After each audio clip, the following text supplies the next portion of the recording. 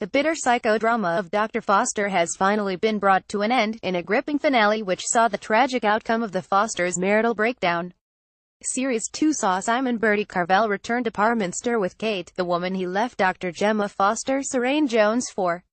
After Simon states in no uncertain terms his intentions to stay in the town, and to have their son Tom live with them, too, Gemma goes on a series-long mission to prevent this from happening. The cliffhanger ending of the penultimate episode saw Gemma hurtling towards her ex-husband Simon Foster Bertie Carvel in a 4x4, swerving at the last moment, but was it towards him or away from him? Gemma swerved away, we learn in the first minute of the episode, muttering Saint, and indeed, there are many viewers who would have wanted her to swerve the other way. But Simon, who has lost everything, returns to cut a pathetic figure standing vigil outside the family home he once shared with Gemma and their son Tom Taylor, which ends in the ex-couple declaring their wish to stab each other. We're as bad as each other, Simon told Gemma in the show's starkest moment of metafiction, suggesting the pair get back together for Tom's sake. We're still attracted to each other, penniless Simon, who has lost all of his belongings, offers, in a move which seems too desperate even for his character. What follows is one of the most tense moments of the episode. Simon kidnaps Tom, and Gemma goes to find them, ending in the former married couple wrestling each other near oncoming traffic while their son watches in horror. Would it have been more effective if they had pushed one another into the road at this point, bringing a satisfying end to this revenge drama? Yes. Would it also have been apt poetic justice if they had both fallen towards the traffic, mirroring the tragic death of Gemma's own parents in a car accident? Again, yes, but Gemma convinces Simon to move away from the road instead, and that's where things get silly.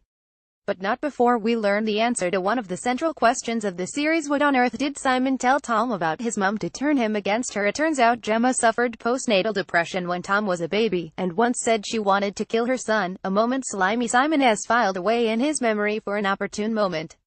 This is a plausible secret, but, perhaps because no seeds were planted earlier on in the series, it seems ill-fitting. After orchestrating Simon's attempted suicide, Gemma rushed into the hotel room to prevent it actually happening and leaving clueless Tom in the car, and not for the first time this series. In a shock, but not entirely surprising twist, it looked like the tragedy of the series would end up being the divorced couple's son, Tom, as we find he is missing from Gemma's car amidst the sound of ambulance sirens. After all, hasn't Tom, who last episode poignantly cried in a bath, been through enough with his parents' bitter divorce and ensuing feud? But it's not that simple. Tom's voicemail, "I'm going to start again," left his fate open, much like his father's, whose plans to leave town may have been affected by Tom's departure, but who knows? Ultimately, the show underlines one of its most pertinent morals, that Gemma and her husband's battle was most acutely felt by their son, but without giving us a dramatic enough conclusion to know what to think.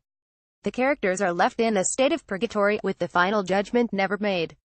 More Dr. Foster probably won't get a third series. Writer Mike Bartlett admits more Dr. Foster fans can't get over how different Simon looks in real life. More Dr. Foster Series 2 breaks the fourth wall as show comes to heartbreaking end.